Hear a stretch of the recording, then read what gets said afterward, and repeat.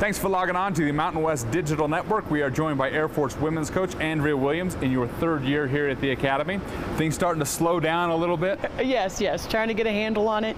You think going into year 3, some of our players in the system, so it's been a whirlwind, but yeah, we're glad to actually be able to take a breath now, year 3. 6 wins last year. You bring back 4 starters and 4 key contributors from last year. You like where you're headed this year as opposed to maybe last year? Oh yeah, definitely. We like having that 4-person senior class. We like having those juniors that have been in the system for 3 years with us, and then infusing just that unbridled talent in the sophomore and freshman class. Again, it's a lot of newbies, but returning that veteran 4-year group is going to be very helpful. Let's start with some of your returners. First, Diamond James, one of your top scorers, maybe option number 1. What does she bring to the table? Leadership. She's a great leader on the court, and then leadership off the court, up in the up on the hill, and then she can score inside. She's improved her range out to about 15 feet. Knows how to play through some adversity. Again, we're going to ease her along. She's still working with that boot and her Achilles, so she only played the 1 quarter this past weekend. But again, scoring power back to the basket, can face up, draw some bigger opponents out, but then just veteran leadership and hungry. Alicia Leiprant will kind of do everything for you on the court. She'll go up and get the rebound. She can score. She's kind of like the jack of all trades. Oh yes, definitely. Every team likes to have them, at least teams I like to coach. Again, she's very versatile, which helps. She's able to play 1, 2, 3, or 4 in certain spots. Loves back to the basket, as we've seen in conference play.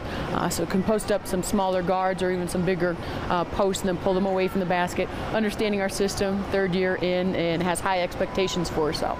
So yeah, she's a scorer, slasher, rebounder, tough-nosed kid, and is hungry. What about Katie Hilbig? What does she bring to the table here for you this year? Again, Katie voted as a captain this year. A great leadership on and off the court. Kids look to her. She can be versatile with slashing from the wing. She's played out of position for us for 3 years. She's naturally a wing guard, but she always comes in at the 5 or the 4. So again, being able to surround her with some other talent, pull people away from the basket, and then take advantage of her ability to go off the bounce. Again, great leader, competitor, great on our press, just hard-nosed worker. Goals this year, obviously you get 1 conference win last year. What are the goals this season for your team? We have some specific goals. It's been a building process. I think when you take over a program, let's measure it through 3 years, 4 years, and our seniors have bought into that. Again, it was last year, the main thing was getting that first road win. Got that out of the way at the first game. So now we're really focusing on some teams we haven't beaten. Denver, haven't beaten Northern Colorado, Navy, the rival game. So those are some specifics where our kids have some pride, and it's about time. We faced them twice now. Going into the 3rd year, we'd want to do some damage. And then, again, we'd like to have some pride in certain wins within conference and advancing in the conference tournament. We always have that at the end of the year. We're playing our best basketball. So those are some of the things. Again, double-digit wins. It sounds, to some people, if you haven't taken over a program where it's been, where it's going, that would be huge, remarkable, something we haven't done Division I era. So that's one of the main things, getting that to take care of itself preseason and leading in, or pre-conference and leading into conference. What are some things on the court that you have to do in order to reach some of those goals? Again, stay with our conditioning. We've added some recruiting in depth so we can press a little bit deeper. Eliminate those long scoring droughts, keep the turnovers low. So some of the things we definitely can handle one-on-one and working with our position coaches. And those are things we addressed in our recruiting, being able to bring in some scoring talent, some kids that want to play up tempo, and can help us in spurts. They're not going to be able to be long-minute journeymen, but they'll be able to bring in some scoring ability in spurts.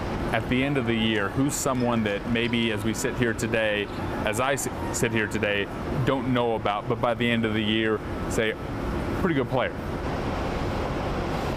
We got some talented freshmen. I don't know if I can single any of them out. They're going to be needed in spurts and do different things, and that's why they're recruited for inside ability, outside ability, slashing ability.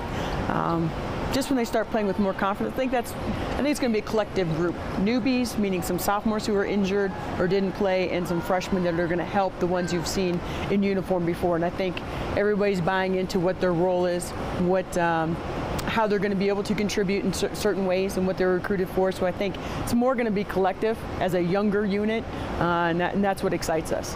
Andrea? Appreciate you making time. Thank you. Thanks for logging on to the Mountain West Digital Network.